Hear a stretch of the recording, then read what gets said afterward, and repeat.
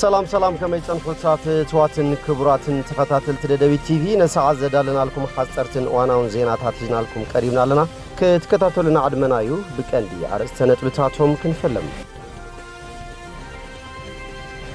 غازيتا وين 5 عامات ابق قالسن قاوتن بزول مري حساب مبل 5 عامات ورقي يبيليو مسرتاتا غازيطان مخبار مدلوات كمزازمت مسند غازيطاوين غليصام ኢትዮጵያ በቅዳህ ንዝበጽሐ ደብዳቤ ትራምፕ መልስ ዘይመሃባ መዘራረብ ኮይኖም ድሕሪ ምምጻእ አብይ አሕመድ ዋጋ ቅርሻ ባይታ ዘቢጡ ትርከብ ኢትዮጵያ ገንዘባ ውሽጣ ሀገር ክትሐትም ከም ዝሃቀነት ተገሊጾም ሰለስተ ውድባት ክልል ሶማሊያ ሐድሽ ጥምረት መስሪቶም ሎሙለይት ሰዓት 8:20 ኣብ ከተማ መቐለ ሓዊሱ ጽዑንቱ ብርክታብ ዝበሉ ከባብታት ትግራይ ዝነበረ 4.3 ሬክተር ስኬል ዝዓቆኑ ምንቅጥቃጥ መሬት ምንባሩ ጂኦሎጂካል ሰርቬይ አሜሪካ አረጋጊጦም ፌዴሬሽን ብሽሌታ ትግራይ ሎሚ ጥሪ 14/2018 ዓመተ ምህረት ኣብ ዘካየዶ መበል 22 ጉባኤ ነት ፌዴሬሽን ዝመርሖ ኣባላት ፈጸምት ስራሕ መሪጾም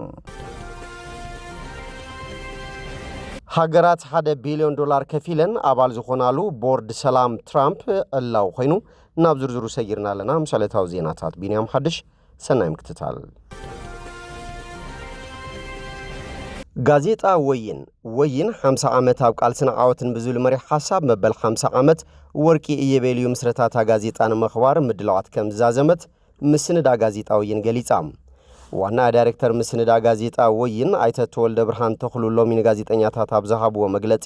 ወይን ኣብ 50 ዓመት 3 ምዕራፍ ተቃሊሳ ዘቃለሰት ልሳን ከም ዝኾነ ዝገለጹ ኮይኖም ኣብ ዕጥቃው ቃልሲ መላዓሊት መድረኽን መሳርሒ ቃልስን ከምውን ልምዓት ዘካይድ ልኡኽ ሒዛ ብሉጽ ተመክሮታት ልምዓት ምግፋሕ ናይ ባዕላ ኣበርክቶ ከም ዝገበረት ገሊጾም ወይን ኣብ ትግራይ ቦኳሪት ጋዜጣ ከም ዝኾነት ወርሒ ጥሪ 1998 ዓመተ ምህረት ኣብ ዋን ዕጥቂ ኣብ ዞባ ምብራቕ ወረዳ ሳዕሰ ዳይማ ማርዋ ኣብ ንእሽተ ጎጆ ብሓንቲ ታይፕራይተርን ሓንቲ መራብሒትን ሕትመት ስራሕ ከም ዝጀመረት ኣዘኻኺሮም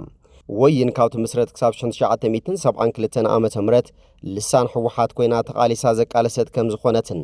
ድሕሪ ምስረታ ድምፂ ወያነ ትግራይ ድማ ተናት ሓጋገዘት ቃልሳ ከም ዝቐጸለት ኣይተት ወልደ ብርሃን ገሊጾም እቶም ዋና ዳይሬክተር ወይን ኣመዋእላ ኣብ 2013 ዓመተ ምህረት ን8 ኣዋርሕ ስራሕ ኣቋሪጻ ምንባራ ድሕሪ ምግላጽ ድሕሪ 21 ሰነ 2013 ዓመተ ምህረት ስሩዕ ሕትመት ከም ዝጀመረት ገሊጾም ብሄራዊ ህልውና ናይ ምርግጋጽ መኸተውን ምንቅስቓስ ደጀንን ግንባርን ማእኸል ዝገበሩ ስራሓት ብምክያድ ከምውን ኣብ ቃልሲ ድሕነት ውድብ ሕወሓትን ምቅላዕ ጉጅለ ብሄራዊ ክሕደት ናይ ባዕላ ተራ ተጻዊታ ያክብሉ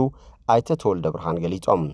በቀጻሊ ወይን በሕትመት ስራሕ አብይ ታሪክ ሰርሐት በዲጂታል ሚዲያ ኦንላይን ሓበሬታ ስራሕ ዳግም ክትዕወት ምዃና ገሊጾም ሕጂውን 50 ዓመት ዕድመ ቃልሲ ወይን እንትበዓል መዛዘም ዘይኮነስ መጀመር ሓድሽ ምዕራፍ ቃልሲ ከም ዝኾነ እቶም ዳይሬክተር ሓቢሮም ብዝበለጸ ተጠናኺራ ክትሰርሕን ስነ ጽሑፍ ትግርኛን ቀጻሊ መድረክ ቃልሲ ዝግደስ ሓይሊ ኩሉ ኣብ ወይን ከዓስል ጻውዒ ተቕሪቦም ጉዕዞ 50 ዓመት ታሪክ ቃልሲ ወይን ብዝተፈላለዩ መደባት ከም ተኸብርን በቀጻሊ ጥንካረታት ንምዕቃብ ጉድለታት ድማ ንምእራም ከም ትሰርሕን ኣብቲ መግለጺ ተሓቢሩሎም ኢትዮጵያ ብቅዳሕ ንዝበጽሐ ደብዳቤ ትራምፕ መልስ ዘይመሃባ መዘራረብ ኮይኖም ፕሬዚዳንት ዶናልድ ትራምፕ ኣብ ቀዳማይ እብረ ስልጣኑ ኣብ ጉዳይ ዓብዪ ግድብ ህዳሴ ኢትዮጵያ ንኢትዮጵያን ግብፅን ክሽምግል ፈቲኑ ከም ዘይተዓወተ ይዝከርር ንኻልኣይ ግዜ ናብ ስልጣኑ ካብ ዝምለስ ንድሓር ድማ ንግብፅ ደጊፉ ብዝመስል መልክዑ በተደጋጋሚ ክዛረብ ጸኒሖሎም ኣብ ዝሓለፈ ሰሙን 8 ጥሪ 2018 ዓመተ ምህረት ድማ ትራምፕ በቀጥታ ናብ ፕሬዚዳንት ግብፂ ዓብድልፈታህ አልሲሲ ኣብ ጸሓፎ ደብዳቤ ብመንፈስ ውልቃዊ ምሕዝነትናን ኣሜሪካን ሰላምን ድሕነትን ህዝቢ ግብፂ ዘለዋ ተወፋይነትን ብዛዕባ ግድብ ህዳሴ ልዝም ምጅማር ከም ዝደሊ ገሊጹሎም ፕሬዚዳንት ትራምፕ ኣብ ደብዳቤኡ ኣብ መንጎ ግብፅን ኢትዮጵያን ዘሎ ጉዳይ ብጽሒት ማይ ኣባይን ሓንሳብን ሓዋርን ምፍታሕ ድሎ ምዃኑ ብምግላጽ ዝተፈላለዩ ሕቶታት ይለዓለዉ ነዚ ደብዳቤ ስዒቡ ፕሬዚዳንት ግብፂ ከምውን ኣብ ኩናት ሕድሕድ ዝርከብ ሓላፊ ሰራዊት ሱዳን ዓብዱልፈታህ አልቡርሃን ንዕድመ ፕሬዚዳንት ትራምፕ ክንቅበል ኢና ክብሉ ብኡ መልስ ክህቡን ከለዉ ኢትዮጵያ ግንዛጊት ዝኾነ ዕላዊ መግለጺ ኣይሃበትን እቲ ደብዳቤ ንነዊሕ ዓመታት ብዛዕባ ግድብ ህዳሴ ዝጸንሐ ዘይምርድዳእ ንምፍታሕ ድሌት ከም ዘሎ ብምግላጽ ኣብቲ ዞባ ዝኾነት ሃገር ንማያት ሩባ ኣባይ ብሕቲ ክትቆጻጸርን ጎረባብታ ክትጎድእን የብላን ክብል ገሊጹም ፈቅ ኣሕመድ ኣብ ልዝብ ሩባ ኣባይን ግድብ ህዳሴን ተሳቲፉ ነይሩ እዩ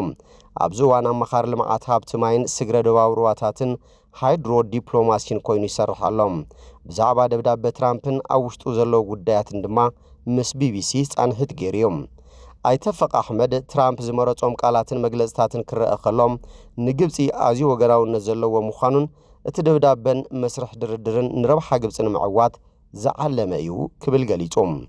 ኣይተፈቅ ኣብ ዝሓለፈ እዋን ብዙሕ ክትዕ ካብ ዝግበረሎምን ሓደ ካብቲ ኣብ ስምምዕ ከይብጻሕ ምኽንያት ዝኾነን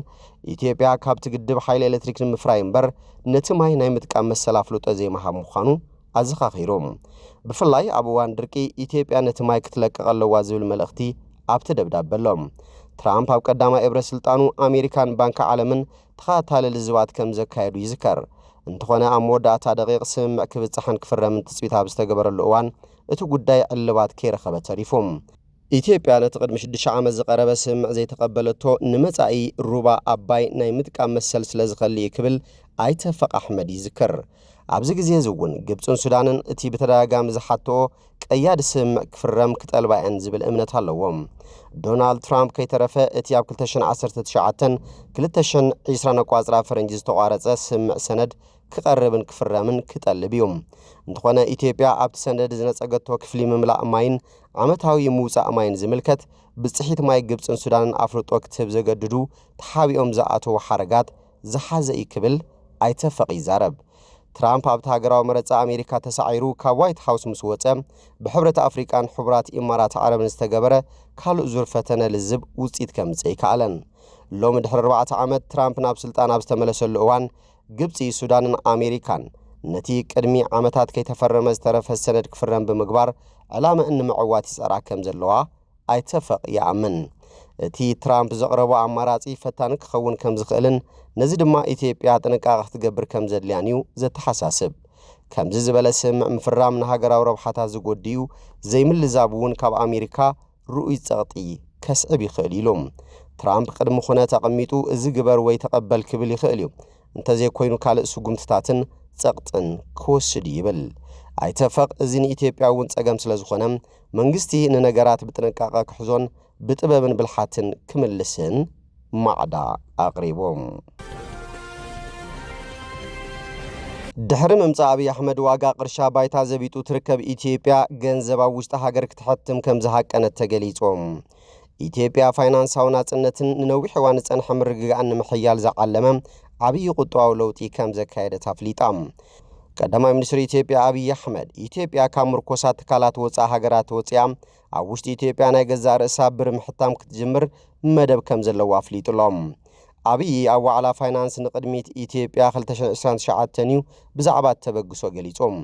ኣብይ ብምቕጻል መንግስቲ ብር ንምሕታም ንትካላት ወፃኢ ሃገራዊ ዓመታዊ ሚልዮናት ከም ዝኸፍል ሓቢሮም ክሳብ ሕጂ ኢትዮጵያ ብር ንምሕታም ኣብ ዓለም ለኻውያን ትካላት እያ እትምርኮስ ዘላ ብመሰረት ዝሓድሽ ትልሚ ብር ኣብ ውሽጢ ሃገር ክሕተም ምዃኑን መንግስቲ ብኸመይን መዓዝን ከም ዝሕተም ሙሉእ ቁፅፅር ከም ዝገብርን ተፈሊጡሎም እቲ ፕሮጀክት ብትካል ወፍሪ ሪም ኢትዮጵያ EIH እተባህለ ኣብ 2021 ኣቋጽራ ፈረንጂ ዝተመስረተ ናይ ወፍሪ ትካል እዩ ክእመም EIH ሓያሎ ሰንት ሃገራዊ ንብረታት ዘመሓድር ከም ምዃኑ መጠን ኣብ ቁጠባ ኢትዮጵያ ዓብዪ ተራ ክጻወት ተባሂሎም እቶም ወፂኦም ዘለዉ ውጡናት እንተተዓዊቶም EIH ክሳብ 2030 ዘሎ ግዜ ኣብ ጃምላ ዘቤታዊ ምህርቲ ወይ ከዓ GDP ኢትዮጵያ ክሳብ 20% ከበርክት ከም ዝኽእል ሰበስልጣን ይገልጾም ብመሰረት እዚ ኢትዮጵያ ምስተን ድሮ ኣብ ውሽጢ ሃገር ናይ ገዛእ ርእሰን ገንዘብ ዝሕትማ ዘለዋ ካልኦት ሃገራት ኣፍሪቃ ማለት እውን ከም ናይጄርያ ደቡብ ኣፍሪቃ ግብፂ ሞሮኮ ኣልጄርያ ኬንያ ክትጽምበርያ ልዕሊ 40 ሃገራት ኣፍሪቃ ገንዘበን ኣብ ሕቡራት መንግስታት ኣሜሪካ ብሪጣንያ ጀርመን ፈረንሳይን ካናዳን ይሕትማ ዓመታዊ ድማ ክሳብ $300 ሚልዮን ይኸፍላ እዚ ስጉምቲ ብር ኢትዮጵያ ብዝሓለፈ ዓመታት ብደረጃ ዓለም አንጻር ዶላር ኣሜሪካ ክግምገም እንከሎ ሓደ ካብቶም ኣዝዮም ዝደኸሙ ገንዘብ ኮይኑሉ ኣብ ዘሎ እዋን እዩ ዝውሰን ዘሎም ሰለስተ ውድባት ክልል ሶማል ሓድሽ ጥምረት መስሪቶም ብዓብድራሕማን ማህዲ ዝምራሕ ክፋል ግንባር ሓርነት ኦጋዴን ኦብነግ ካልኦት ክልተ ኣብ ክልል ሶማል ዝንቀሳቐሱ ፖለቲካዊ ውድባትን ልፍንቲ ንመሰል ዓርሰ ውሳነ ህዝቢ ሶማል ዝተባሃለ ጥምረት ከም ዝመስረቱ ኣፍሊጦም ነቲ ሓድሽ ጥምረት ዝመስረቱ ክፋል ኦብነግ ኮንግረስ ፎር ሶማሊ ኮዝን ሶማሊ ሪጂናል ዴሞክራቲክ አሊያንስን ኣብ ዘውፅዎ ሓበራዊ መግለጺ ደጊም ዘመነ ከንቱ ዝርርብ ኣብቅዕ ክብሉ ገሊጾም እቶም ሰለስተ ክልላዊ ውድባት ብሶሉስ 12 ጥሪ 2018 ዓ.ም ሓድሽ ጥምረት ምቋሞም ኣፍሊጦም ኣለዉ እቲ ኣብ ገጻት ማሕበራዊ መራኸብታት ኦብነግ ዝተዘርግሐ መግለጺ እቲ ሓድሽ ጥምረት ፖለቲካዊ ውዳበ ህዝቢ ሶማል ንምጥንኻር ዝዓለመ ከም ዝኾነን ዝተዋደደ ፖለቲካዊ ዲፕሎማስያውን ሲቪካውን ቃልሲ ዘመቻችእ ምዃኑን ይገልጽ ብተወሳኺ ምሕያል ሓበራዊ መሰላትን ክብርን ፖለቲካዊ መጻኢ ህዝቢ ሶማል ካልእ ምኽንያት ምቋም እቲ ጥምረት ከም ዝኾነ እቲ መግለጺ ጠቒሶም ሕጂ ኣብ ስልጣን ዘሎን ዝሓለፉ ካልኦት መንግስታት ኢትዮጵያን ኣብ ልዕሊ ህዝቢ ሶማል ዝኽተልዎ ስርዓት ፖለቲካዊ ምግላል ምልካውነት ዴሞግራፊያዊ ለውጢ ምግባር መዋቕራዊ ኣድልዎን ስርዓታዊ ግህሰት መሰረታዊ መሰላትን ብምፍጻም ዝፍለጡ ምንባሮም ገሊጾም ድሕሪ ምምጻእ ቀዳማይ ሚኒስትር ኣብይ ኣሕመድ ምስ ኦብነግ ዝተኸተመ ስምምዕ ሓዊሱ ንዕርቅን ፍትሕን ዝከኣል ኩሉ መንገድታት ፈቲና ኢና ክብሉ ገሊጾም ግንባር ሓርነት ኦጋዴን ኦብነግ ኣብ 2018 ምስ መንግስቲ ኢትዮጵያ ዝተገበረ ስምምዕ ሰላም ስዒቡ ቅድሚኡ ዘካይዶ ንዝነበረ ብረታዊ ቃልሲ ገዲፉ ናብ ሰላማውን ፖለቲካውን ቃልሲ ምእታው ይዝከር ሕጂ ግን ክፋለት ውድብ ዝርከቦ ጥምረት መንግስቲ ኣብ ክንዲ ዘተ ዓፈና ሕይሉ ምዝመዛ ትካላዊ ገይሩ ንህላው ህዝብና ኣብ ሓደጋ ዘእቱ ፖሊስታት ኣተግቢሩ ክብል ነቲ ኣብ ስልጣን ዘሎ ስርዓት ከሲሶም እቶም ሰለስተ ኣባላት እቲ ጥምረት ንዓና ንምጥፋእ ዝተፈሓሰ ውዲት ኣሎ ክብሉ ዝኸሰሱ ኮይኖም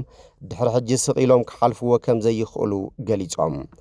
መንግስቲ በሪ ሰላም ዓጺሉ ዝኸሰሰ መግለጺ እቲ ጥምረት ዘበነ ከንቱ ዝርርብ ተወዲኡ ብምባል መርገጺ ሰለስቲኦም ውድባት ምዃኑ ኣብሪሆም ይኣክል ዓቕልና ንዘለዓለም ኣብቂዑ ይብል ህዝቢ ሶማል መሰልና ዳግማይ ንምርጋጽ ክብርና ክንመልስ መጻኢና ክነውሕስ ኢሎም ኣብ ዝጀመርዎ ቃልሲ ከዓስል ድማ ጻውዒቱ ኣቕሪቦም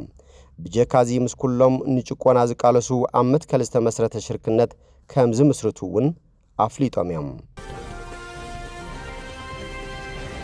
ሎሚ ለይቲ ሰዓት 8:20 ኣብ ከተማ መቐለ ሓዊሱ ጽዕንቱ ብርክት ኣብ ዝበሉ ከባብታት ትግራይ ዝነበረ 4.3 ሬክተር ስኬር ዝዓቐኑ ምንቅጥቃጥ መሬት ምንባሩ ጂኦሎጂካል ሰርቬይ ኣሜሪካ ኣረጋጊጾም